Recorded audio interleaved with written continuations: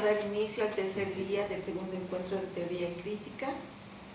Hoy nos toca la mesa 5 con críticas a la modernidad. Vamos a comenzar con César Agpi.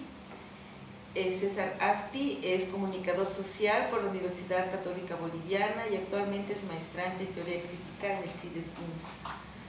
Culminó sus estudios de ciencias políticas en este 2024, hace 25 años que se dedica a la producción de medios audiovisuales. En su rol como director de producción de RTP Canal 4 ha sido fundamental en la creación y desarrollo de contenidos que reflejen la diversidad cultural y social de Bolivia. Su trayectoria se destaca por su compromiso con la producción de documentales significativos como Catari, que exploran temas históricos y sociales relevantes, consolidándolo como una figura influyente en el panorama mediático del país. Hoy nos va a presentar el tema uberización y precarización laboral, nuevas formas de explotación en el capitalismo digital y mecanismos de extracción de valor y explotación. Bienvenido. Entonces, tienen 20 minutos y cuando les falte 5 les voy a mostrar este letrerito, ¿ya? Para que estén alistándose para cumplir. Bueno, comenzamos. Gracias, Bernadette. Buenas tardes, compañeros, colegas. Luis, igual a licenciado, licenciado José, tenía también aquí. Bueno, es un temita, creo, un poco, no sé si novedoso, pero es una aproximación que quiero hacer, un análisis exploratorio, introductorio, basado, por ejemplo, en experiencias como el DF de Ciudad de México, Sao Paulo, Madrid y algunas ciudades de la India, donde este fenómeno de la uberización o este modelo de negocio de Uber está generando impactos muy significativos en lo que significan las relaciones laborales, o como conocemos tradicionalmente esta relación obrero-patronal, que está cambiando de manera muy significativa la forma de hacer empresa, tal vez en el mundo, ¿no? Entonces, uberización va en ese sentido. Inicialmente se ha presentado desde el 2008. Avanzar, por favor, a la primera. Gracias, Ada. Se ha generado, según la literatura, a partir de 2008, la crisis financiera en Estados Unidos. Esto ha dado pie a que la iniciativa y la creatividad de emprendedores puedan generar nuevos procesos de negocio, nuevos modelos de negocio. Esto sumado a la ya invención y creación de las famosas aplicaciones, ¿no? Las famosas apps, donde uno puede aprender, qué sé yo, idiomas, tocar un instrumento, ¿no? O sea, tenemos mucha relación actualmente con las aplicaciones. Se dice que inicialmente este concepto de modelo de negocio de Uber nació para ofertar inicialmente vehículos de lujo, digamos, ¿no? Limusinas, algo así. Pero en 2011 entra en un proceso muy interesante donde se lanza UberX y se populariza, digamos, a nivel mundial, internacional, donde cualquier persona que tenga un vehículo de transporte puede ofrecer servicios de taxi. Ese es el modelo básico inicial. La propaganda en la aplicación decía, bueno, usted cuando tenga digamos, tiempo libre en su trabajo, de ir de la oficina a su casa, puede aprovechar y llevar un pasajero y ganar algunos pesos. Usted puede salir, entrar a libre disposición, digamos, al negocio, digamos, ¿no? Uber no los llama trabajadores, los llama socios, autónomos, algo así. Y había esa posibilidad de que yo entraba, salía, elegía mis horarios de trabajo, las horas que quería trabajar, los días que quería trabajar, etc. Una gran propaganda en el marketing donde la gente obviamente se sumaba y ingresaba y se afiliaba de alguna u otra forma a esta aplicación. Pero este elementito ha cambiado mucho el 2020 con la pandemia del COVID-19. Evidentemente la falta de empleo ha sido muy crítico y mucha gente ha tenido la necesidad de tener un trabajo. Entonces el modelo de Uber se convierte como en una base fundamental para otras aplicaciones, ¿no? de delivery, de pedidos ya. ¿No? Este modelo se populariza en ese sentido, y esa lógica de que uno puede entrar y salir cuando uno quería de la plataforma ya se vuelve de una u otra forma muy dependiente en ese momento, porque la gente necesitaba generar recursos, ¿no? Entonces, esa es una característica que tiene este fenómeno, este modelo de negocio que se llama la uberización, ¿no? O sea, te da un modelo de trabajo flexible, esa es su primera intención. Y el otro elemento fundamental que tiene este modelo es que externaliza los costos de producción al trabajador. Esa es otra característica que se ve en la literatura, y que rompe de alguna y otra forma lo que es una empresa tradicional, ¿no? Donde uno hace una inversión, hay infraestructura, hay una logística, etc. Pero todo eso Uber no lo hace, todo eso lo transfiere al socio, al trabajador en este caso, y se convierte solamente en un gestor, en un intermediario entre lo que significaría ser el usuario y el trabajador, el transportista en este caso, ¿no? Entonces ahí va una especie de mutación. O sea, esta empresa no hace producción, no produce, no hace transformación de materia prima, tampoco podría hacer servicio en ese sentido, y va este concepto, ¿no?, de ser intermediario. Entonces ahí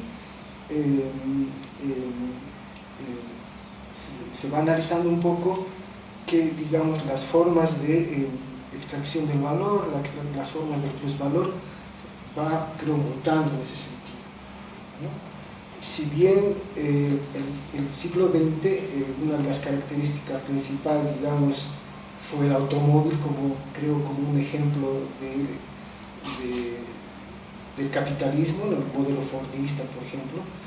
Creo que el siglo XXI, actualmente, creo que el móvil es el que está marcando igual, otra vez, la arremetida de este modelo capitalista, ¿no? Entonces, si bien a un principio había una defensiva del capitalismo, la literatura lo dice entre 1930 al 80, donde el capitalismo se abre de alguna y otra forma a derechos laborales, se abre, digamos, a mejores condiciones, conquistas laborales, ¿no? Permite el capitalismo de alguna y otra forma, pero a partir del retorno del neoliberalismo en los 80 ya no es una defensiva, ¿no? Es una ofensiva en realidad, y la ofensiva va directamente a los trabajadores, en este caso directamente al trabajador, y fundamentalmente a la precarización de las formas de trabajo, ¿no? También la ofensiva va al medio ambiente, pero ese tema no lo vamos a tocar el día de hoy, ¿no? Entonces,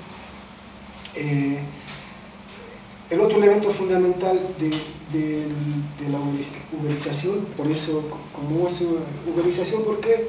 Porque fue una de las primeras empresas pioneras en este sentido, de ofrecer este servicio a partir de una aplicación, y en el tiempo se ha convertido en un término para designar este modelo de trabajo. Ahora hay muchas aplicaciones en este sentido que gestionan, que intermedian transporte, pedidos, compras, etc., ¿no? Una infinidad de aplicaciones en el mundo en este sentido. La otra característica que tiene este modelo de negocio o de empresa es que está monitoreado, está dirigido de alguna u otra forma por los algoritmos. Esa es otra característica interesante. ya no existe esa relación obrero-patronal física, ya es se podría decir, jefes invisibles. Son los datos los que te determinan cuándo vas a trabajar, cuánto vas a ganar, cuánto va a ser la tarifa. Ellos determinan cuánto se va a cobrar. Y también en la literatura es un misterio, hasta ahora no se sabe cuáles son los métodos de cálculo que tiene Uber para determinar los precios en un país, en el otro, ¿no? Entonces, por ejemplo, esa es otra característica muy interesante, el algoritmo. Ya se ha impersonalizado fundamentalmente. Entonces, creo que el capitalismo ahí sí va siendo más encarnado en ese sentido, ¿no? La siguiente, por favor. Como les decía, ¿no? Los mecanismos de explotación en el capitalismo de plataforma se le podría llamar. Este control es un control digital fundamentalmente, y como decíamos, ¿no? Ya no existe supervisión humana, existen jefes invisibles, y eso es muy pernicioso, ¿no? Porque al final este trabajador de Uber, digamos, tiene que estar permanentemente en constante contacto con la plataforma, ¿no? Ya lo dijimos, Uber transfiere todos los costos operativos y riesgos laborales a los trabajadores. De alguna y otra forma yo pienso que se subvenciona al nuevo capitalismo, porque si a un principio era una cosa como hobby, como un pasatiempo, ganarse algún dinero extra, ante la necesidad la gente adquiere un bien,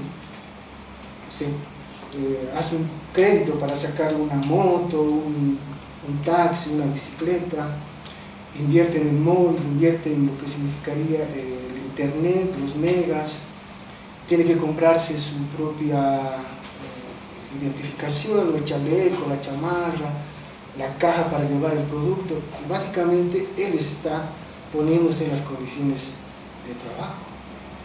Uber solamente es la plataforma y la intermediación, ¿no? Entonces, de alguna y otra forma, pienso yo que el trabajador está subvencionado de alguna y otra forma a este nuevo modelo de negocio, de empresa, dentro de este capitalismo posmoderno, ¿no?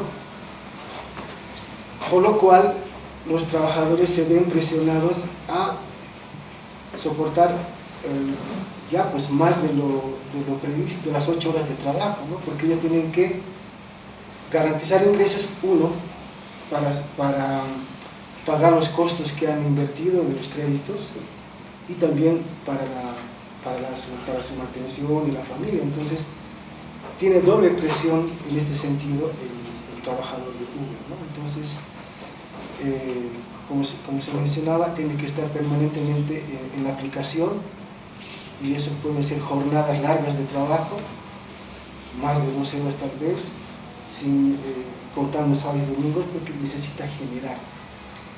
Y al tener esa necesidad de generar, evidentemente esa transferencia del recurso, del valor, se va directamente a la empresa. Solamente como dato, la oficina principal de Uber está en San Francisco, en Estados Unidos, pero su campo de operación, tanto jurídico como de los recursos donde llega, está en los Países Bajos, ¿no? En Holanda. Entonces ahí el capital se internacionaliza y fluye de otra forma, ¿no? Y podríamos nomás volver a esta lectura donde los países periféricos seguimos aportando a la acumulación del capital en este sentido, pero ya de una manera mucho más interrelacionada, ¿no? entre países, ¿no? Esto también está aprovechado en ciudades donde no hay regulación, ¿no? Hay países donde es muy difícil regular este modelo de negocio de la uberización, y eso es muy bien aprovechado por el Uber porque hay vacíos legales, los precios de las tarifas y el salario se pueden manejar en función solamente del criterio del algoritmo, ¿no? Volvemos otra vez a ese criterio del algoritmo, ¿no? Otro elemento fundamental también que se analiza es que Uber explota los recursos públicos de un país, de un estado, de una ciudad. O sea, usa las calles, avenidas, iluminación, etcétera, que han sido generados por recursos propios de una ciudad, del gobierno, del estado, a partir de impuestos, a partir de empresas formales que tributan en el país. Pero Uber no hace digamos, esa retribución o esa devolución. La ganancia es líquida en ese sentido, ¿no? Entonces, por un lado el trabajador subvenciona y por otro lado también los estados, los países subvencionan a este modelo de negocio o de empresa. Así que voy a terminar rápido, está bien. Por lo cual, otro elemento que se caracteriza es que se difumina, se pierde lo que significa este tiempo de trabajo y el tiempo de ocio, que normalmente se había definido, digamos, ¿no? en el capitalismo, ¿no? 8 horas de trabajo y otro tiempo para recuperar energías, etcétera, etcétera, toda la teoría que conocemos, pero esa frontera ya se pierde, ya no existe, porque como les había mencionado, el socio o el trabajador de Uber tiene que estar permanentemente conectado a la plataforma y si no cumple algunos requisitos es penalizado por el algoritmo y también puede ser premiado en algún sentido, ¿no? El modelo Uber aprovecha muy bien sistemas desorganizados, desintegrados, desorganizados de transporte en algunas ciudades. No es lo mismo Uber en París, en Oslo, que en Ciudad de México, en Sao Paulo, en Bombay, en India, o en esas ciudades caóticas. Aprovecha muy bien esa falta de organización de transporte, por ejemplo. Aprovecha muy bien el desempleo, el subempleo. Aprovecha muy bien que la gente que está, digamos, condicionada a ser explotada, a tener horarios de trabajo intenso. Entonces aprovecha muy bien ese elemento porque eso es, digamos, un ejército de desempleados que va a ir, digamos, a ser socio de la plataforma, ¿no? Entonces eso lo maneja muy bien Uber, funciona mucho mejor ahí, es más rentable en ese sentido. Aprovecha también este denominado la inseguridad ciudadana, porque Uber te promete un transporte seguro, tú puedes seguir la ruta, etc. Pero eso, digamos, en la práctica real, en lo concreto, no es así, porque es el mismo ciudadano de una ciudad X que transporta y la seguridad está ahí, o sea, está entre el chofer y el transportista, ahí no hay ninguna regulación. Obviamente te pueden poner un mapa, un seguimiento, pero es un poco más un marketing, ¿no? Entonces la inseguridad, la falta de una infraestructura real de transporte en las ciudades, el subempleo o el desempleo, son espacios donde Uber tiene mucho éxito en ese sentido, ¿no? En contextos urbanos inseguros, como decíamos. Ya para terminar, este es un caso en Madrid, en España, y este capitalismo contemporáneo, moderno o actual sigue profundizando la división sexual del trabajo, ¿no? Fundamentalmente hay aplicaciones de gente que ofrece servicios de limpieza fundamentalmente, o cuidado de personas mayores, o enfermeras que cuidan enfermos, y esto afecta fundamentalmente a las mujeres migrantes en Europa. Ante no tener, digamos, una fuente directa de trabajo, acuden y se afilian a una plataforma.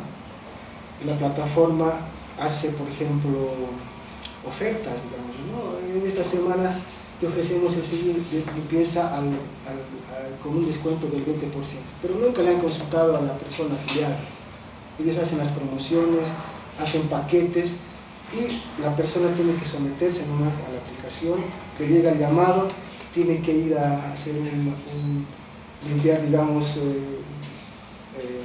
habitaciones en un hotel, y de ahí la aplicación te manda, tu siguiente trabajo es a una familia, pero no mide tiempos, no mide distancias, no mide en cuánto tiempo puede llegar del punto A al punto B, y si no cumple es penalizada, por ejemplo, ¿no? Entonces vean cómo se ha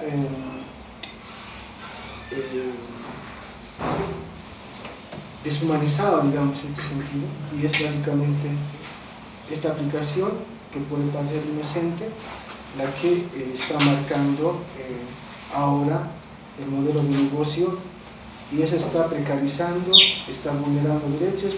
Obviamente estos trabajadores no tienen seguro social, no tienen jubilación, no van a tener pagos extras, nada. Entonces, en conclusión, digamos, el modelo de negocio de la uberización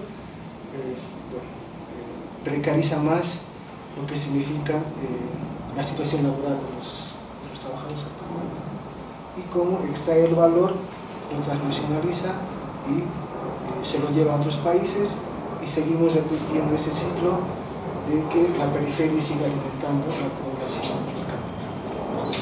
Más o menos lo que quería decir. Perfecto. Gracias, muchas gracias. Muchas gracias. Las preguntas después de que expongan los tres. Bueno, ahora estamos con Euclides Dueñas con su tema Ética de la Liberación, el pensamiento crítico de Enrique Dussel. Euclides es profesor y pensador boliviano, estudió lingüística y filosofía en la Universidad Mayor de San Andrés, diplomado en Historia y Cultura de América Latina en el siglo XX en la Universidad José Martí de Latinoamérica, es teórico, ensayista e investigador independiente. 20 minutos, Euclides. Gracias. Muchas gracias. Bueno, buenas tardes a todos, aquí, hermanos, hermanas. Bueno, este espacio, yo había participado en el pasado, en el primer encuentro, ¿no? Y este segundo encuentro, pues, me ha gustado mucho, porque este espacio, bueno, quiero, se puede decir de una manera, considerarlo para hacer un pequeño homenaje a Enrique Dussel a un año de su partida, y también enfatizar por qué es tan importante su obra ética. Está bien, bueno, yo estudié filosofía, tengo esa formación. Bueno, entonces vamos a comenzar. La siguiente diapositiva, por favor. Bueno, la experiencia con Dussel es muy importante, ¿no? Yo hace años, cuando aquí llegó el profesor, el doctor Juan José Bautista, y yo estaba comenzando a estudiar, estábamos comenzando a estudiar, por ejemplo, pensadores como Martin Heidegger. Ahí fue donde, gracias al profesor Juan José Bautista, que conocí el pensamiento de Enrique Dussel, ¿no? Bueno, en esta exposición voy a tratar de, creo que más que nada contar experiencia y enfatizar, como les dije antes, el legado del pensamiento ético de Dussel para América Latina y para el mundo, ¿no? Bueno, aquí igual menciono una premisa importante de su obra fundamental sobre la ética, ¿no? Ética en la edad de la liberación, en la edad de la globalización y la exclusión. Siguiente diapositiva, por favor. Bueno, en esta experiencia en torno al pensamiento de alguien tan importante como Enrique Dussel, ¿no? Que para mí es fundamental, y es fundamental también que las nuevas generaciones comienzan a estudiar el pensamiento de Enrique Dussel, ¿no? Yo pertenezco también a esa generación que se puede decir que comenzamos con el pensamiento de Dussel, ¿no? Generaciones del siglo XX, por ejemplo, comenzaron a estudiar, comenzaron con Marx o con Althusser, por ejemplo, ¿no? Yo comencé con Dussel, y digo esto porque, desde mi punto de vista, Dussel dice algo fundamental, ¿no? Es el pensador de la ética, es el único, se puede decir, que escribió una ética, ¿no? En Latinoamérica, en el siglo XX, no se había escrito una ética, no conocemos una ética de algún pensador marxista, Y bueno, Dussel es el que comenzó esa labor. Vamos con la siguiente diapositiva. Y por eso, aquí he tomado, mejor dicho, desplegado dos momentos importantes, ¿no? Así de manera un poco, se puede decir, escueta, porque dado el tiempo que tenemos, ¿no? en esta charla aquí. Bueno, el primer momento que ha sido importante en el desarrollo del pensamiento de Dussel ha sido la lectura de esta obra fundamental, Totalidad e Infinito, de Levinas, este pensador francés, ¿no? Claro, Dussel ya tenía una importante influencia de Martin Heidegger, por ejemplo, de la fenomenología de Husserl. Cuando estamos hablando aquí en el contexto de los años 60, ya tenía ese marco teórico, ese marco categorial, ya bien aprendido de Husserl y de Heidegger, Dussel, pero el primer momento más importante donde Dussel se encuentra con una ética distinta, ¿no? a la ética europea, si vamos a decir, porque Levinas proviene de una tradición pues, fundamental, que es la tradición judía, ¿no? Entonces esto también es muy complejo, ¿no? Esta misma obra es bastante compleja. Aquí ya Dussel desarrolla conceptos como la exterioridad, que lo aprende desde esta obra, Totalidad e Infinito, ¿no? Y utiliza esa categoría, la traslada a su marco metodológico, a su marco teórico, a su marco categorial, y ahí desarrolla ya esa exterioridad, la traduce como el pobre latinoamericano, podríamos hablar, ¿no? en términos concretos de pueblos indígenas, por ejemplo, las mujeres también, si también hablamos desde ese punto de vista, ¿no? Es decir, Dussel ya transpone esto de la ética del otro aquí a América Latina, ¿no? y le da un contenido concreto. Este es un ejercicio muy, muy interesante, pero bueno, no puedo desarrollar más. Ahí podemos hablar, por ejemplo, de cómo Dussel estaba en los años 60 en Latinoamérica, en el espacio académico, se hablaba de la teoría de la dependencia. Dussel y otros pensadores poco a poco comienzan a hablar de la teoría ya del sistema mundo, del énfasis ya en la periferia, ¿no? Y un centro que se conforma a partir de esa periferia, ¿no? Bueno, esto, si vemos la obra de Dussel, que es gigantesca, pues ahí podemos ver cómo se ha configurado, cómo Dussel comienza a configurar los conceptos y las categorías a partir de la investigación, ¿no? Desde la realidad misma de América Latina. Vamos con la siguiente, por favor. Ya, aquí, bueno, así voy rápido, ¿no? Porque habría la obra de Dussel es vasta, ¿no? Tenemos que, a veces se habla de Dussel de manera, o se critica a Dussel de manera a veces simplista, pero leemos a Dussel, ¿no? Y es complejo, su obra ética es compleja, desde la filosofía de la liberación, su antropología, la construcción de su pensamiento, es bastante compleja. Aquí, bueno, igual de manera muy escueta, muy concisa y un poco grosera, van a disculpar, el segundo momento que para mí que es fundamental es el encuentro con el pensamiento de Marx, ¿no? Lo mismo le pasó a Gramsci, ¿no? Gramsci igual, cuando descubre a Marx, ya comienza, digamos, no sé, es una manera de decirlo, ya a configurar otro tipo de pensamiento. Igual le pasó a Gramsci, igual aquí también Marx, a Dussel. Estamos hablando de la década de los 60, cuando Dussel también, sabemos que Dussel, ¿no? se exilia en México. Bueno, Dussel había viajado por distintas partes del mundo, ¿no? Y también trae conocimiento de Oriente Medio. Él había ido a Jordania, por ejemplo, a Siria, a Israel. Trae ese conocimiento, ¿no? Ahí también había conocido el pensamiento de Levinas, ¿no? Y cuando llega acá, a los 70, pues ahí se choca con esa discusión, una discusión bastante, en un contexto marxista, ¿no? Pero paradójicamente Dussel pues presenta otro Marx, ¿no? Aquí también hay controversias, ¿no? Porque el Dussel de Marx ya tiene otras connotaciones, ¿no? Perdón, el Marx de Dussel tiene otras connotaciones, ¿no?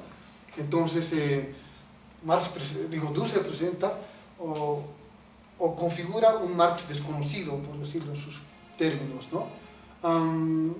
Y aquí es importante porque ya no solamente irrumpe, o mejor dicho, ya no solamente enfatiza el espíritu crítico, sino sobre todo el espíritu ético que Marx muestra en sus textos, ¿no? Sabemos nosotros, bueno, que Marx, que el marxismo ortodoxo, ¿no? Que había enfatizado un Marx determinista, ¿no? Etcétera, y antes de que, cuando uno se ven publicados los manuscritos económico-filosóficos de Marx, ¿no? Que ha sido una obra, bueno, que es caracterizada como humanista, ¿no? Una obra que demuestra ya una ética donde también ya había estudiado a Hegel, ¿no? Es bien complejo. Los manuscritos económico-filosóficos, pues desde mi punto de vista también son igual una obra fundamental para comprender ese Marx crítico, humanista, ¿no? Bueno, a ver, vamos con la siguiente diapositiva, ¿no? Porque, bueno, Dussel pues ya comienza a hablar de este Marx desconocido. Incluso él dice, ¿no? Creo conocer mejor a Marx que lo conoce a Dussel, así dice, ¿no? Porque sabemos que Dussel había sido un pensador muy importante en el siglo XX. De hecho, yo, por ejemplo, mucho no he leído mucho a Dussel, ¿no? Su teoría un poco de estos aparatos ideológicos del Estado, que conocemos bien, pero más allá no, digamos, un poco a veces, como que era muy esquemático, muy abstracto, como Adorno igual un poco esquemático, abstracto, así. No es tan divertido de leer, digamos, ¿no? Bueno, aquí, igual voy rápido, ¿no? Las conferencias que Dussel dio aquí en La Paz en los 90, bueno, han sido plasmadas en este texto aquí que lo traje, y es un texto que es muy bonito, muy didáctico para comprender ese Marx en relación con el fenómeno de la modernidad. Aquí por eso habla Dussel de un Marx para el siglo XXI, ¿no? De tratar de comprender, de enfatizar, de releer a un Marx nuevo, a partir, claro, ¿no? En relación con la crítica de la modernidad, con el énfasis en la ética como filosofía primera, una ética que se preocupa por la vida humana, ¿no? Una ética ya distinta, propia o mejor dicho, que surge a partir del estudio de la realidad latinoamericana. La siguiente diapositiva, por favor. Bueno, aquí muestro, bueno, algunas obras que son importantes para conocer el pensamiento de Dussel. Bueno, yo, como dije antes, ¿no? Las nuevas generaciones son las que uno quiere que conozcan el pensamiento de Dussel, ¿no? Para comenzar a trabajar, a pensar desde ese marco categorial, ¿no? Porque no es sencillo, ¿no?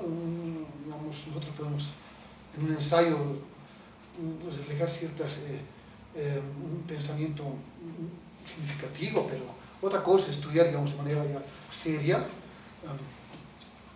al pensamiento de Dussel. Bueno, aquí, por ejemplo, la historia de la ética. Esta es una obra importante donde ya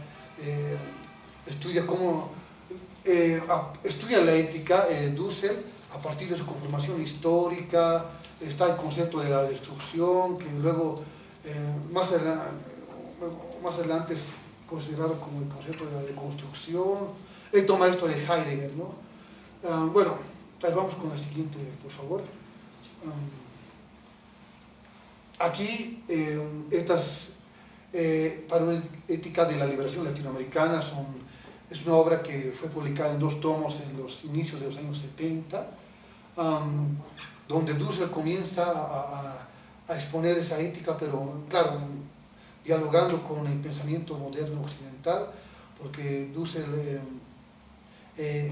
quiere estructurar esta ética latinoamericana, pero no puede hacerlo sin antes, digamos, configurar un fundamento, incluso, claro, hacer un método, ¿no? Esta, por ejemplo, ¿no? Esta paradigmática de liberación, y esto, créanme, no es tampoco nada sencillo, ¿no? Es un libro también abstracto, pero claro, que aterriza en lo concreto, ¿no? Aquí desde el primer momento Dussel dice ya, desde el primer momento que reflexionamos sobre el pensamiento latinoamericano, ya comenzamos a hacer filosofía latinoamericana, ¿no? Esto por controversias que sabemos, ¿no? En el siglo XX sobre la identidad del pensamiento latinoamericano, si estaba alienado, si tenía contenido meramente europeo, o si ya estaba comenzando a originarse un nuevo pensamiento propio de Latinoamérica a partir de su realidad. Vamos con la siguiente, por favor. Igual sigo mostrando, aquí también hay otro tomo, ahí puse una premisa también, ¿no? Hay otros conceptos aquí que es importante también desplegar, porque como les digo, no es fácil la tarea del pensamiento de Dussel, ¿no? Por ejemplo, el pensamiento analógico, ¿no? Que también discute con el pensamiento dialéctico. Es aquí, aquí hay bastante complejidad, ¿no? No sé cómo Dussel de verdad trabajó tanto durante toda su vida en configurar este pensamiento, ¿no? Que por eso él mismo dice que cuando a veces le increpaba, ¿no? Y decía, no, hay aquí pensamiento filosófico propio, original, genuino, es la filosofía latinoamericana, perdón, es la filosofía de la liberación, él decía. Vamos con la siguiente diapositiva, por favor. Claro, como él decía, no solamente aquí muestro de manera así muy rápida, ¿no? Algunas de las obras que tienen este contenido. ¿Ya? Aquí, esta es una obra fundamental, ya está, una obra así, no solo tiene un PDF, una obra así, bastante amplia, donde también, aquí ya hablamos de una ética más madura, sistemática, una ética que pretende ser una ética mundial. Tenemos una importante bibliografía, ahora en los libros digitales tenemos bastante bibliografía sobre el pensamiento de Dussel, ¿no? Bueno, entonces,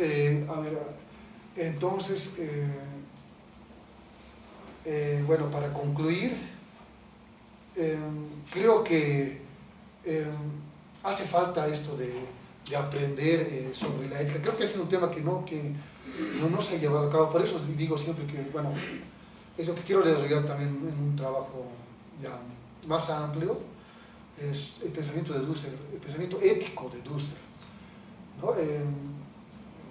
Como dije el año pasado, una vez leí un artículo de Pablo Stefanoni que hablaba sobre los errores de la izquierda, por ejemplo. Bueno, yo no soy así, no me considero así de izquierda, porque a veces creo que eso como que puede generarte, digamos, una especie de limitación, tal vez, no sé, a nivel ideológico, pero bueno, pero tal vez si me dicen de izquierda no me ofendo tampoco, pero claro, estoy, digamos, como un intelectual orgánico, no sé si me puede considerar, pero recuerdo en eso que decía Stefanoni en ese artículo, que tenía mucha razón Stefanoni, decía que, porque él enfatizaba que, digamos, los movimientos de izquierda no estudian tal vez no estudian el pensamiento ético, y él decía que tal vez ellos piensan que la ética como que es algo propio de las almas bellas, de los pensadores, no sé, muy idealistas, como, no sé, Emerson, por ejemplo, Ralph Waldo Emerson, Henry David Thoreau, bueno, ahorita me acuerdo que son mis favoritas, pero él decía eso, que lo que faltaba era que los movimientos de izquierda comenzasen, o los intelectuales comenzasen a enfatizar la dimensión ética, ¿no? Y podemos ver en nuestro contexto todo lo que pasa, ¿no? A veces esa separación tremenda entre la ética privada, la ética pública, ¿no? Y a veces eso también es importante, creo que enfatizar, ¿no?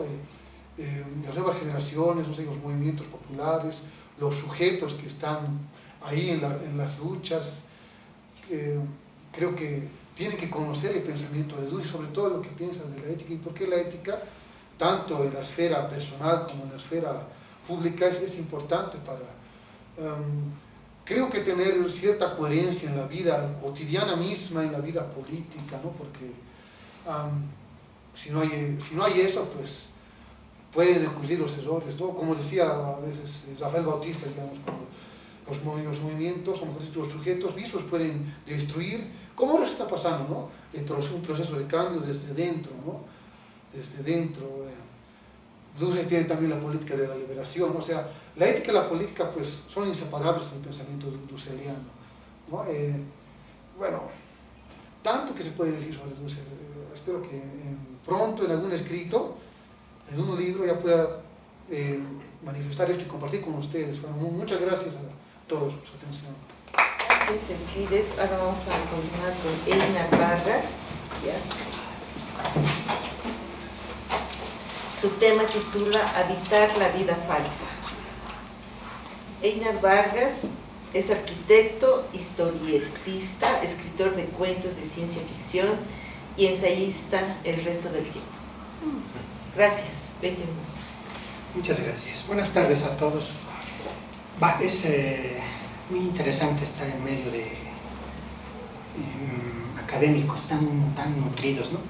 No es mi caso, yo les voy a exponer o les voy a exponer mi ponencia desde otro punto de vista, como arquitecto, como historietista, como cuentista de ciencia ficción. Lo que quiero hacer es contarles una historia, no exponerles un tema académico. Quiero que lo vean así desde el principio. Mi ponencia se llama, como bien decía, Habitar la vida falsa, pero también tiene otro nombre que sería Inhabitar los páramos de la felicidad. Nos vamos a meter en el fango de Occidente un poquito. Les voy a contar una historia sobre eso precisamente.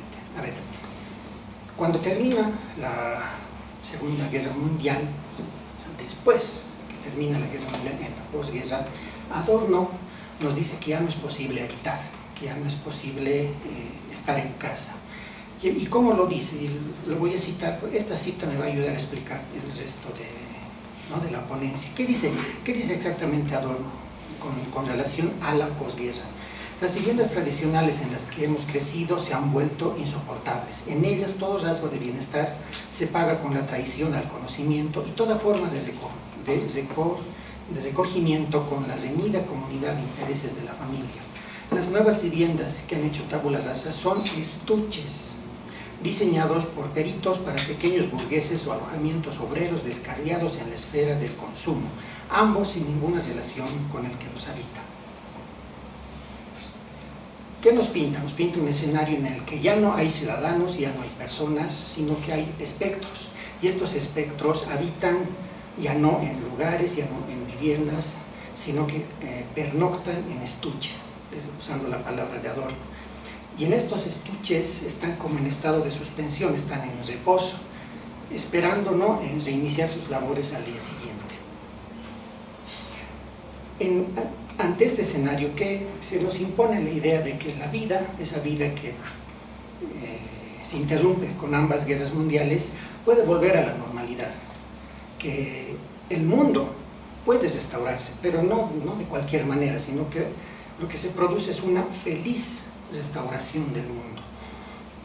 Entonces, con esto se marca una nueva interacción entre lo que yo digo Broadway con Wall Street, con teatralidad, con prosperidad. Ambos constituyen una felicidad por decreto, ¿no? O sea, no somos felices como un estado de ser, sino que se decreta nuestro estado de felicidad. Entonces, esa cultura que se trata de recuperar anterior a las guerras mundiales gira hacia un nuevo tipo de cultura, que es una cultura más aligerada, más alivianada. Es lo que se va a conocer en los 60s como cultura light, ¿no? Entonces, esta cultura marca un guión, ¿no?, que se pone en marcha pese a que hay manifestaciones tempranas de malestar. Les cito algunos que son expresión de este malestar: Hemingway, Henry Miller, D.H. Lawrence, Wilhelm Reich, Kerouac, Sartre, Beckett, Camus, ¿no? No obstante estas expresiones de malestar, entonces se pone en marcha este guión que hace pensar que es la gran mayoría de personas las que están satisfechas, ¿no?, las que son felices, y que son esta mayoría satisfecha da testimonio, ¿no?, del imperio de la cultura light como imperio de la cultura de la satisfacción. Esta cultura light, sin embargo, no es privativa, digamos, de las clases privilegiadas. sino que también son parte de esto las clases trabajadoras, lo que Gelbrecht llama, por ejemplo, la subclase, ¿no? La underclass, que es la que sostiene precisamente ese bienestar y satisfacción o comodidad de esa clase privilegiada. Pero no quiero decir que una u otra clase son felices, sino que ambas participan de la ilusión de la felicidad. La calidad de vida emparentada con los valores y bienes materiales de la sociedad de productores de mercancías que culmina en la edad de oro del capitalismo, como lo llama Hobsbawm, ese periodo entre 1947 y 1973, deja paso a una nueva buena vida, que se relaciona con valores y bienes postmateriales o simbólicos de la sociedad de productores de signos. ¿Qué sucede? Entonces, hay un estado de conformidad, de satisfacción, comodidad, seguridad, incluso de triunfalismo posbélico, ¿no? En la posguerra, que pronto degenera en un conformismo anestesiante, que es precisamente contra los que van a reaccionar estos personajes que les he citado anteriormente. Ahora, todo este estado de situación tiene un nombre reconocible. O sea, en este mundo que construyo aquí, yo le llamo a ese estado de situación, yo le llamo planeta felicidad, que es el que cubre todo el planeta Tierra como con una superficie lisa, plana, brillante, como si se hubiera cubierto el planeta con papel maché, ¿no? En el que se supone que todos somos felices. Pero hay un nombre reconocible que sea identificable por todos, es el estado de bienestar. Este estado de bienestar da lugar a un acelerado cambio económico, social, cultural y político, que abre una brecha entre los adultos conformistas y los jóvenes inconformistas o rebeldes, digamos. Expresión de esto ya en los 60s es, por ejemplo, un activista como Jack Weinberg, que dice a los jóvenes que no crean en alguien que tenga más de 30 años. O en una de las letras de Bob Dylan de su canción The Times They Are Changing, que les dice a los adultos que su camino se está desvaneciendo poco a poco. En Estados Unidos, en esta época, surge una alternativa a ese tipo cuadrado que se forma en la cultura, ¿no? Ellos le llaman el square, ¿no? Nosotros lo entendemos como a ese tipo cuadrado, que de ahí viene. La alternativa a este tipo es el hipster. ¿Y cómo se lo entiende al hipster? El hipster es aquel que sabe que si el destino del hombre del siglo XX es vivir con la muerte desde la adolescencia hasta la vejez prematura, entonces la única respuesta vivificadora es aceptar los términos de la muerte, vivir con la muerte como peligro inmediato, divorciarse de la sociedad, existir sin raíces, emprender este viaje sin rumbo fijo hacia el interior de los imperativos rebeldes del yo. La sombría vida estadounidense, dominio del conformismo, del aburrimiento mental y de la desesperación callada, obliga a las nuevas generaciones a plantearse, ¿no?, ese tema entre ser hip o ser square, es decir, entre ser rebelde o conformarse. Este brillo de lo hip, por ejemplo, palpita por encima de ese orden establecido que los cuadrados, los tipos cuadrados o los squares, como se les conoce, cargan como un peso muerto mientras viven una vida estéril en las urbanizaciones o en los suburbios, donde se reproducen como viviendas en serie, ¿no?, como estuches, usando la palabra de adorno. Y ¿cómo se conoce? Por ejemplo, en la época John Keats ya describía a estas viviendas en serie y decía que eran coágulos grotescos de cabañas parecidas situadas sobre losas de concreto demasiado caros y de tamaño insuficiente, corrosivos para el alma e inadecuados para la habitación humana. ¿Quiénes habitan estos estuches? Los varones que se van a trabajar en trabajos cretinizantes y son habitadas por mujeres que son sus esposas y que viven ahí en estado de suspensión, en reposo, sin poder dar rienda suelta a sus potencialidades. Y teniendo la única opción de distraerse del aburrimiento o del horror de la existencia en esa urbanización. Ahora, lo importante aquí de la urbanización es que se convierte en una unidad moral, y esta unidad moral celebra el espíritu de disciplina, el dominio de uno mismo y la renuncia de sí, que representa la culminación de la civilización del deber o del bien, ¿no? La civilización del bien o del deber, llevando al máximo un ideal ético, el sacrificio de la persona en el altar de la familia, de la patria o la historia. Esto mismo, que este recubrimiento que se da a la cultura, esa cultura dura, que se la trata de recubrir con brillos, con papel maché, propicia que emerja una cultura del bienestar o de la felicidad subjetiva. Triunfa una moral indolora, cuyo imperativo narcisista abona la realización de uno mismo, el dominio del derecho subjetivo, los goces del presente, el bienestar individual y la felicidad inmediata. Se da forma a la sociedad postmoralista dominada por una ética edulcorada, anémica y alérgica, ¿no?, a las culminaciones, ¿no?, a las imposiciones del deber, pero que es eufórica por el bienestar, los cánticos del ego y el consumo estimulante. Esta ética postmoralista, ahora ética postmoralista de la cultura light, tiene su correlato estético. De hecho, la cultura light monta toda esa su imaginería precisamente sobre lo estético, especialmente en 4 puntos, y esos 4 puntos nos provee, por ejemplo, Ravetino, que son estar en forma, estar a cargo de la propia apariencia, mantenerse vigente o actual y tomar como una opción el ser placentero. Si bien Ravetino atribuye todas estas cualidades a una clase privilegiada solamente, yo creo, ¿no?, que también cubre todo el espacio social y se basa, ¿no?, en las categorizaciones de clase. Nuevamente, no quiero decir que la clase obrera o la clase privilegiada sean felices ambos. No, lo que quiero decir es que ambos participan de la ilusión de la felicidad. Y para concluir, si me permiten citar el último parrafito, ¿no?, es como una conclusión provisional. La cultura light es pues un arma de seducción masiva que no distingue entre unos y otros al momento de precipitar toda su batería seductora de imágenes e información.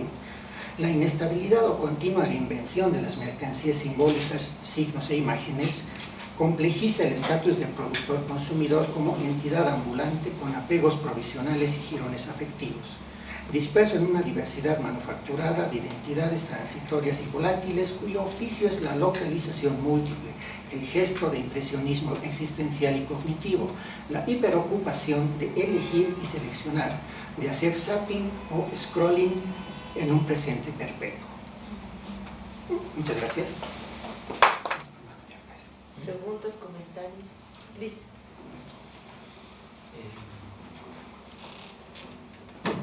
Los tres tocaron temas relativos a la modernidad, ¿no? Digamos, César más esta faceta bien particular de la uberización, tú también sobre otra faceta que estás llamando la vida falsa, ¿no? La urbanización, sí. Pero de manera más general. Pero antes de plantearles una cosa general a los tres, quería plantearte una pregunta, César. Esto es por mi ignorancia. Si entendí bien de tu exposición,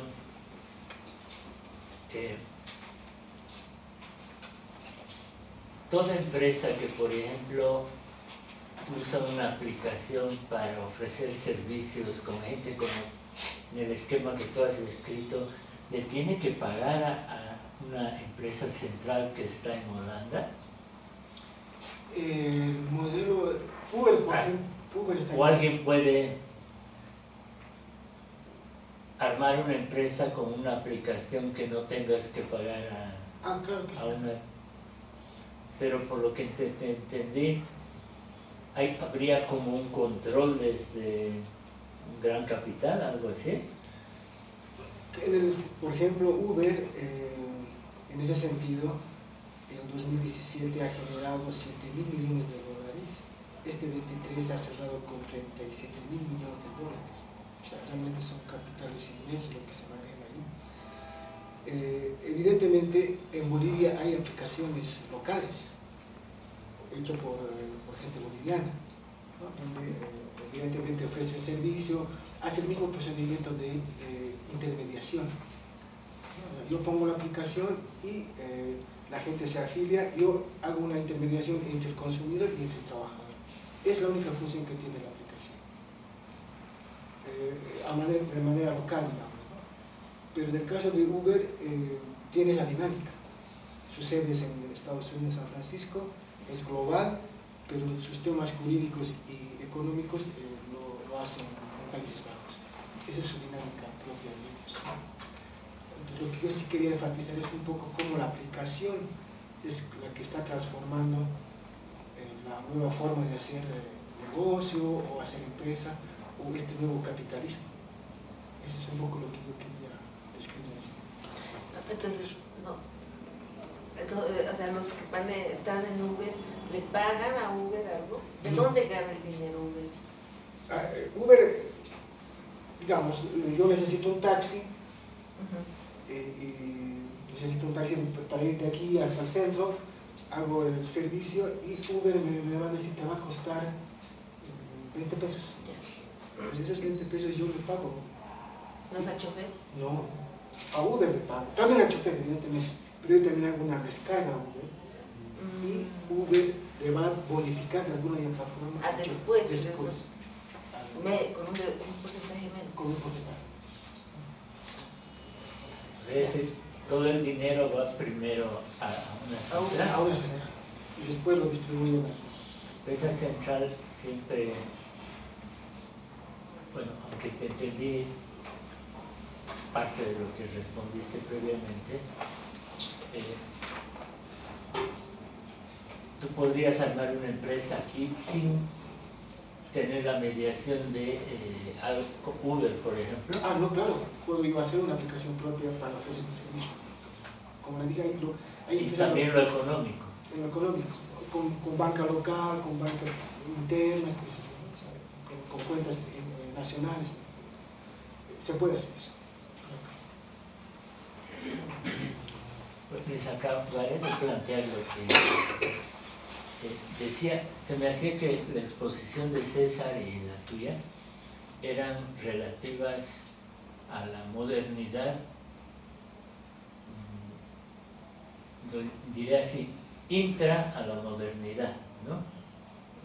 Este modelo de la vida en estuche, la uberización como una cuestión relativa al neoliberalismo capitalista, ¿no? Y lo que planteaba Euclides, ¿no? En base a Husserl, es el tema de la otredad, la alteridad, que más bien tendría que ver con lo que no es moderno, ¿no? O sea, lo que está fuera de la modernidad, aunque puede estar en el mismo país, ¿no? Y a su vez el tema de la centralidad de la ética. Entonces, por ejemplo, yo vería que en la exposición de ustedes, dos de los extremos, hay, por un lado hay más una descripción ya analítica, conceptualizada, sobre problemas y formas de la vida moderna, por así decir, ¿no? Donde, y ahí mi pregunta sería, ¿deberían alguna... y lo último, yo diría que son más como visiones sociológicas, no exclusivamente, pero sociales, por así decirlo.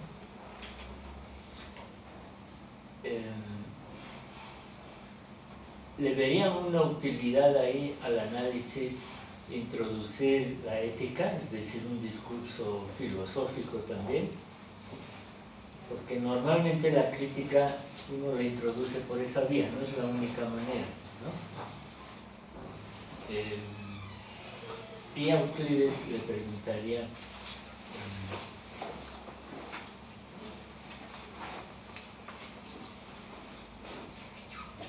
que si un poquito más nos puede abundar sobre por qué sería importante la ética, ¿no? Y no más incluso que otras facetas de la filosofía, y en particular para pensar desde, ¿no?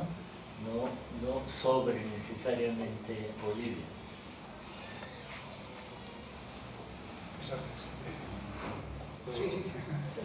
Gracias, Juan. Bueno, un pensar desde,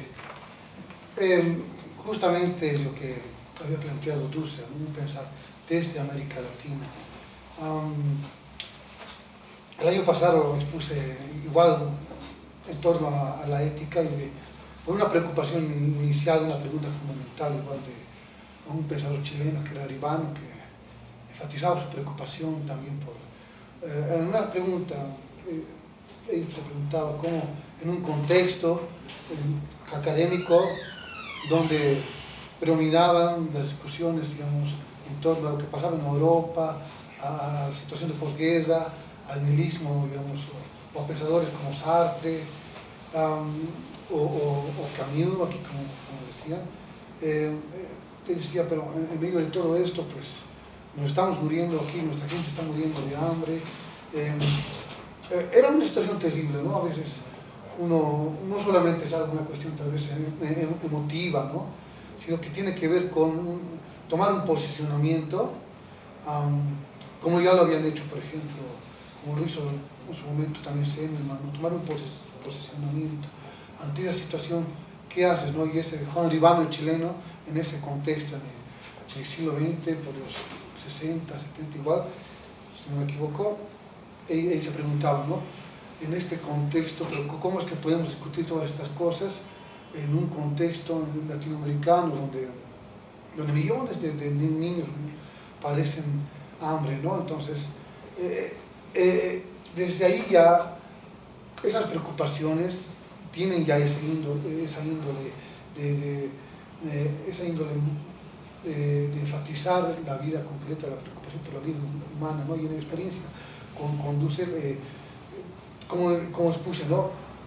Él toma esto de Levinas. Levinas tiene incluso un artículo, ¿no? Ética como filosofía primera, donde ya Levinas, ya es que Levinas más maduro, ya es un Levinas ya mayor, tiene 80 años, y Levinas, pues a partir de la metafísica sabemos que decía Aristóteles, ¿no? La metafísica es la filosofía primera. Entonces, ya propone Levinas, ¿no? Es la ética de la filosofía primera, porque en su metafísica, Levinas dice, la metafísica, así en sus términos dice, es la relación con los otros, ¿no? Y cuando hablo con los otros, aquí podemos decir, hablamos de la exterioridad. Y aquí en Latinoamérica en especial, bueno, hay muchas razones por las que la ética sería la filosofía fundamental, ¿no? Bueno, si hablamos así de disciplina, ¿no?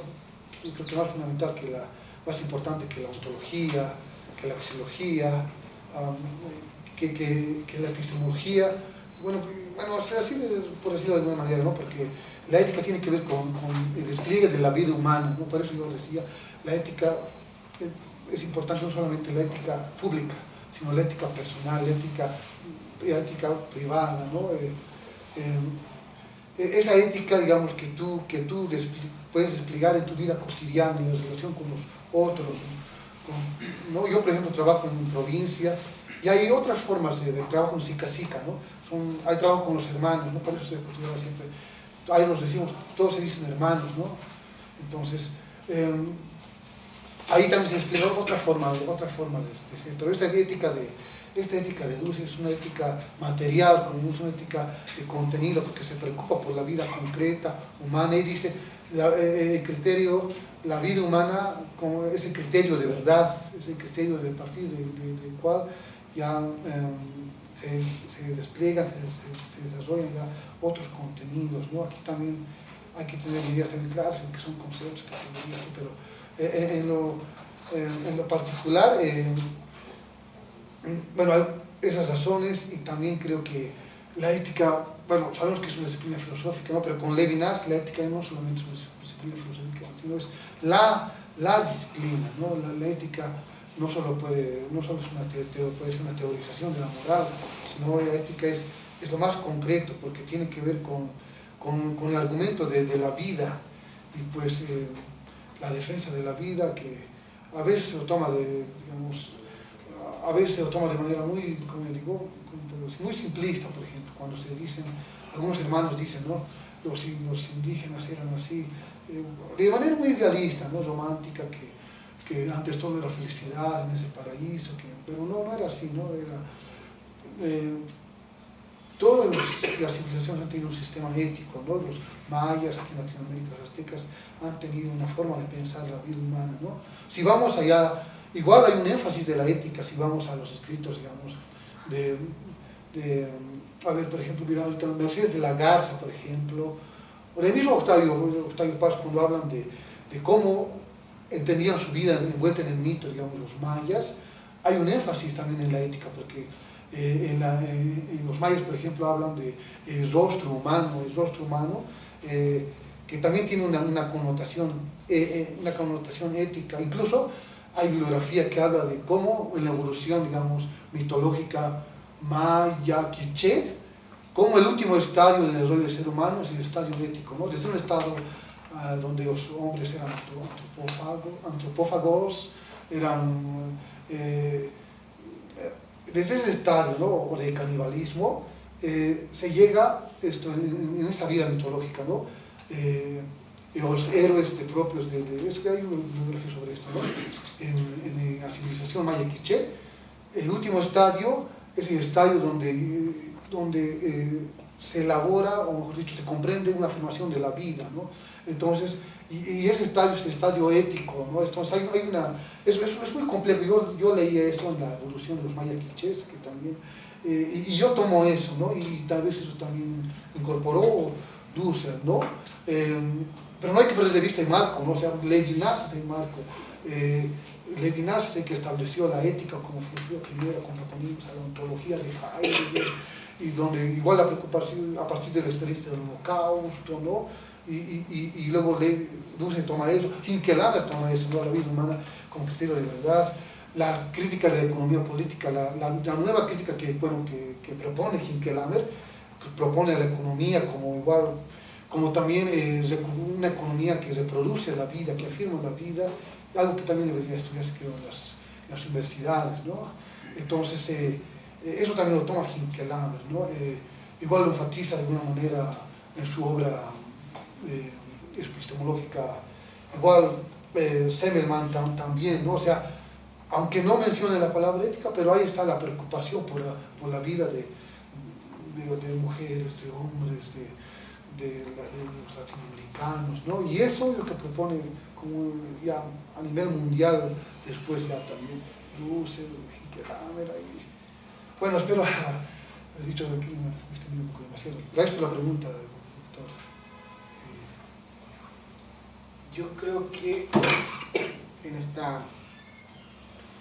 crisis civilizatoria que tenemos, donde la acumulación y la ganancia desmedida es lo que está primando, importando, y ya se olvida, digamos, al ser humano como tal, y más que al ser humano, a toda forma de vida.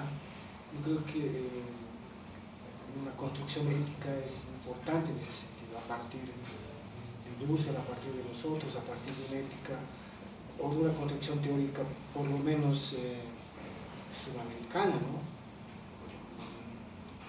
Leí un texto de Lampa, creo, que decía que existen deudas en Latinoamérica porque no hemos podido construir una teoría propia nuestra, pues siendo muy dispersos, y en ese sentido nos faltaría ese elemento, y por lo cual eso nos daría una ética, ¿no? Puede ser nuestros pueblos, puede ser nuestros trabajadores, puede ser nuestra lógica de la vida, pero lo que sí es que el capitalismo moderno, con el ejemplo que puse en este modelo de Uber, es básicamente ya la impersonalidad total. No hay, ya se ha roto esa relación física obrero-patronal, son los datos, son los algoritmos que nos van a ir dominando de a poco con la inteligencia artificial, etc. Entonces, Yo creo que una recuperación ética de la vida, me imagino, tiene que entrar más también para analizar esta posmodernidad o modernidad. A ver, yo entiendo la pregunta en este sentido, o sea, ¿cómo salir éticamente del estuche? Yo creo que hoy en día precisamente esa es la pregunta, porque a diferencia de lo que sucedía en los 60s, pareciera ser que hoy los jóvenes son los que están más inconformes con la vida falsa, y pareciera que son los adultos los que quieren rebelarse ante eso. ¿Cómo salir del estuche? Yo creo que es volviendo a una vida sencilla. Nos hemos cargado de muchas cosas, empezando con las aplicaciones para esto, para el otro. No podemos estar sin el teléfono, siempre queremos estar al día en contacto con todo, con lo que pasa en el mundo. Nos llenamos de cosas, nos llenamos de información que muchas veces no nos es útil. Y yo creo que la manera de salir del estuche es tratar de volver precisamente a una vida sencilla que no requiera más que lo que uno necesita para vivir. Aquí se me sale mi corazoncito anarquista, porque yo creo que ahí está la solución a los problemas del mundo. Y aquí recuerdo el librito que se llama Lo pequeño es hermoso, creo que es de Schumacher, que habla precisamente de eso, ¿no? La comunidad pequeña, se trata de evitar que todo sea grande. Yo creo que ahí está la solución, ¿no? Tener la vida pequeña, la vida sencilla. Yo creo que esa sería una manera de salir de ese estuche en el que trata de encerrarnos precisamente en el sistema, ¿no? Un comentario. Sí, estaba escuchándolos atentamente. Esto de me llamó la atención lo que exponían, ¿no? Porque creo que ya está hablando también hay un término, no sé, se habla de tecnofeudalismo, que sería como una especie de suplencia, no sé, de capitalismo, ¿no? Donde ya interviene esta configuración de las aplicaciones, lo digital, ¿no? Yo creo que eso en otra sesión hay que tratar, porque hay bibliografía sobre eso, ¿no? Tecnofeudalismo, como... ¿no? O sea, estos conceptos también para que nos queden más o menos claros. Y la vida sencilla también me llamó la atención. Eso me recuerda a veces a Henry David Thoreau o Ralph Waldo Emerson, que tenían ellos trascendentalistas de principios del siglo XIX, creo que tratan eso, ¿no? También hablaste de Hemingway, ¿no?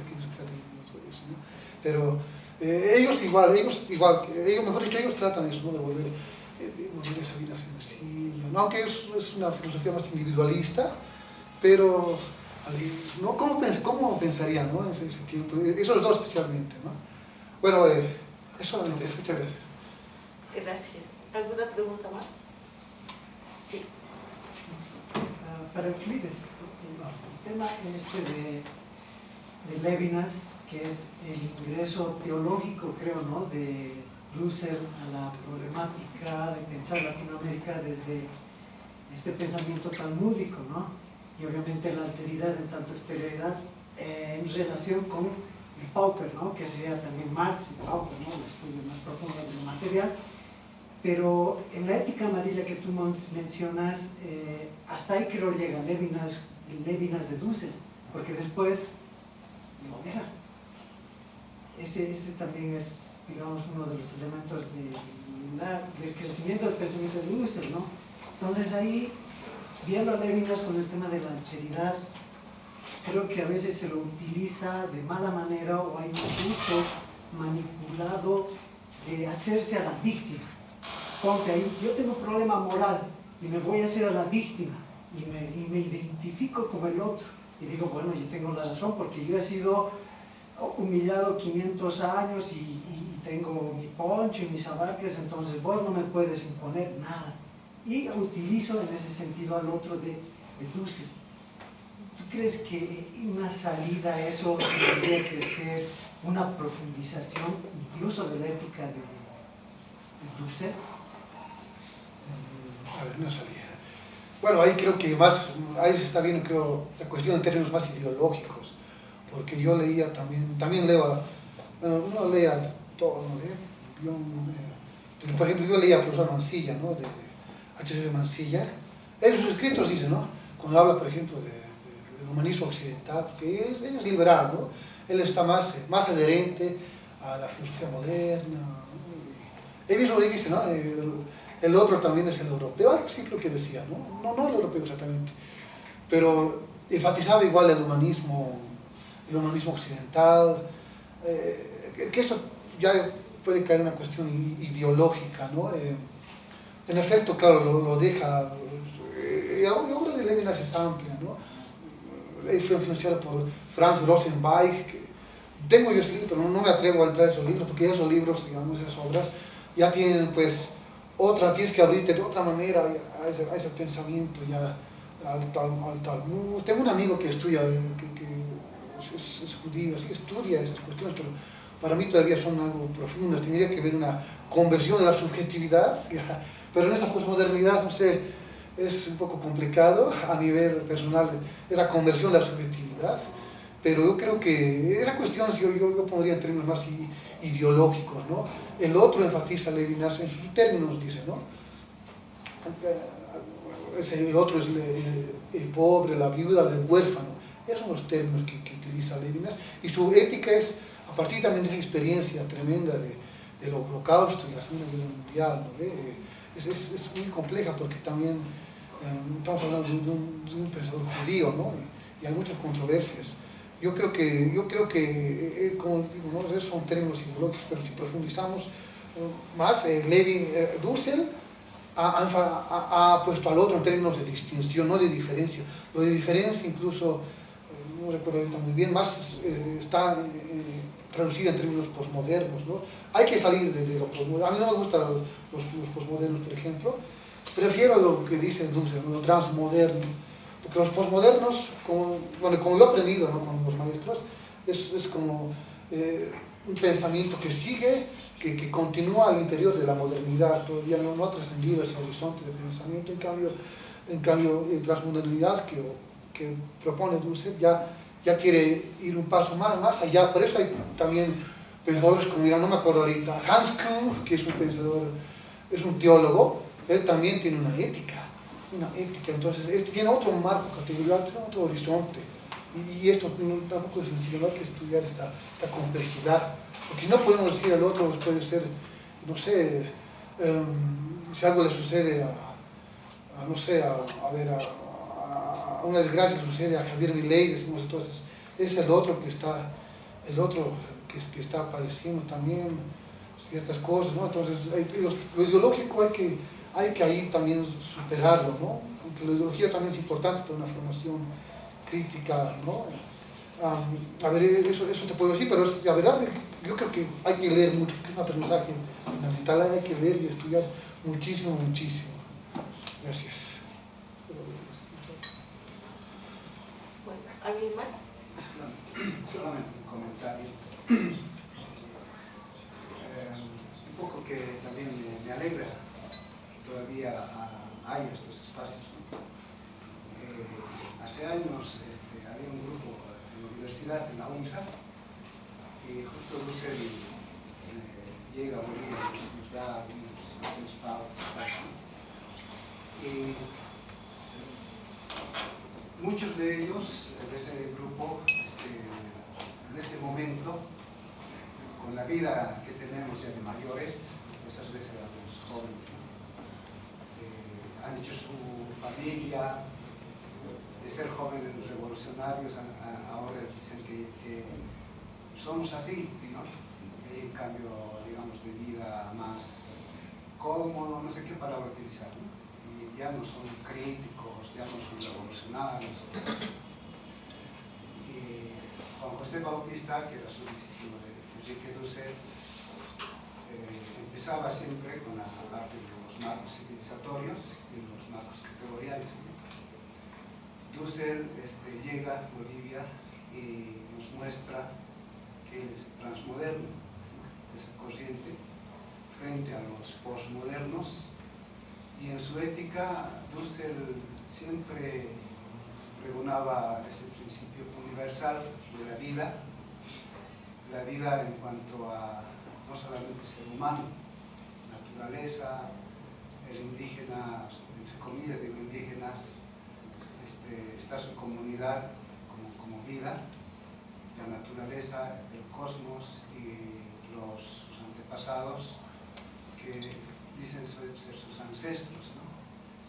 Un poco el comentario va en que en la vida cotidiana a veces nos quedamos en la teoría solamente, leemos libros y libros, pero no trascendemos a esa vida cotidiana, ¿no? Nos mostraba, por ejemplo, en esa geopolítica que manejaba Dussel, varios tipos modernos que están, varios críticos, ¿no? Pasa el tiempo, actualmente, después de que Evo Morales entra, el primer indígena, etcétera, etcétera, ¿no? Y en este momento la vida sigue siendo casi la misma.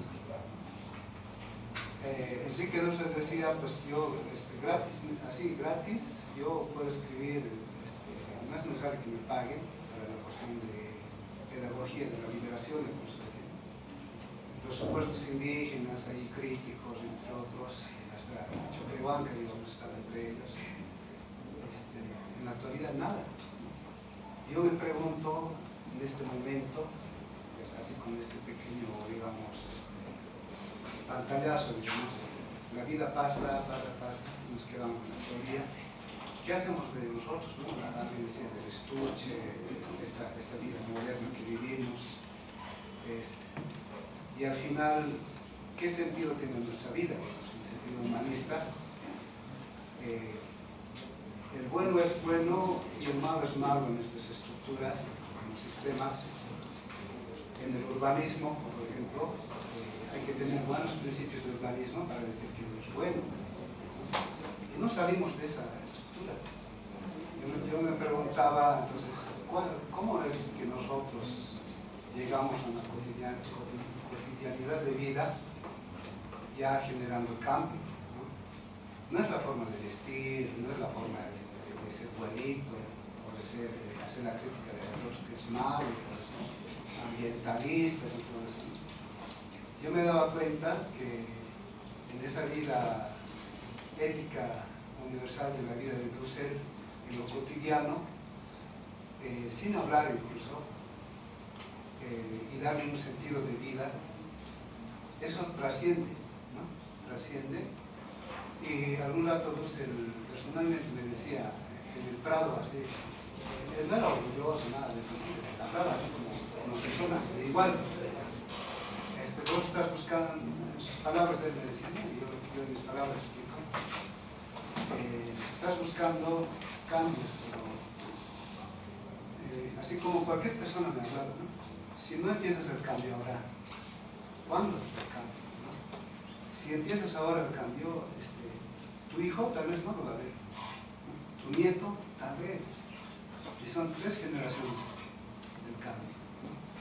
En Bolivia hemos vivido una cuestión histórica, incluso esas veces Dussel llega, Evo Morales llega, y otros personajes, ¿no? Como Hugo Semelman, que ha fallecido, entre otros, Finkelhammer, que eran sus clases virtuales, me acuerdo, no había Zoom, nada de eso, ¿no? Entonces, en ese sentido, mis amigos que han cursado sus cursos, frecuentemente había sacerdotes, yo me acuerdo, había mucha gente ahí, pero yo les vuelvo a encontrar y ¿qué ha pasado? Ya tengo mi familia, tengo que trabajar, tengo hijos, ya no somos los mismos. Solamente es un comentario y la memoria de Dussel siempre está ahí presente en mí. Y me voy preguntando, ¿y cuál es mi brújula? Y cada vez digo, es la vida, ¿no? Pero no entendido en el sentido moderno de la vida. Cuando yo hablo con otra persona, incluso a veces Finkelhammer dice, no, yo vivo si el otro vive. Y eso a uno se le queda en la cotidianidad. pero este academicismo que criticaba Juan José Bautista, que también ha fallecido, él siempre decía, ¿no? Incluso su hermano hasta ahora sigue diciendo los sucursaleros. ¿Quiénes son los sucursaleros? Los que hablan desde un librito en referencia a Marx, a Dussel y todo eso. Y ahí nos quedamos a veces, ¿no? Los sucursaleros así, haciendo esa crítica, no estoy insultando nada de eso. Hablamos del otro, pero nunca lo hemos conocido. Entonces, la trascendencia no solamente implica escribir, sino vivir la vida y aceptar nuestra vida, sin llegar a esa vida de felicidad, de placeres, de consumismo. Hay un punto crítico, neutral. Estoy debajo de ese punto, que es la vida, es lo no ético, ¿no? Si estoy por encima de eso, que sería la ética, pero sin trascender al deseo, ¿no? Y con esto termino, ¿no? Puedo estar hablando. Yo veía en la economía con Schickelhammer y viendo la crítica de Dussel, la vida universal en cuanto a ética es ese punto neutral. Si yo satisfago mis necesidades en ese punto, como sujeto necesitado, estoy en ese punto neutral. Voy más allá de eso, satisfaciendo deseos, hasta cierta parte es ético, ¿no? Pero si ya entro al sistema de los estuches, de la cuestión de la vida cómoda, ya paso al lado de una vida no ética universal de la vida. Y como efecto colateral a esto está la no vida o la vida no plena. Yo he aprendido un poco de Juan José Bautista más que todo. Él siempre pedía permiso a sus ancestros y nos ha enseñado un poco a eso, ¿no? Vivir en comunidad. Porque la vida, muchos dirán, pues hay un cielo, hay un infierno. Y solamente es una opinión en este momento. De hace unos 5, 10 años, vuélvanse a preguntar, ¿no? ¿Qué es de lo que yo hace rato decía? ¿Estoy viviendo eso? ¿O ya tengo mi familia, ya tengo mi trabajo? Todo está pasando, ¿no? ¿A qué tipo de revolución estamos viendo? A veces ahí nos quedamos, ¿no? Gracias, solamente eso. Gracias. Bueno, entonces, muchas gracias por su participación.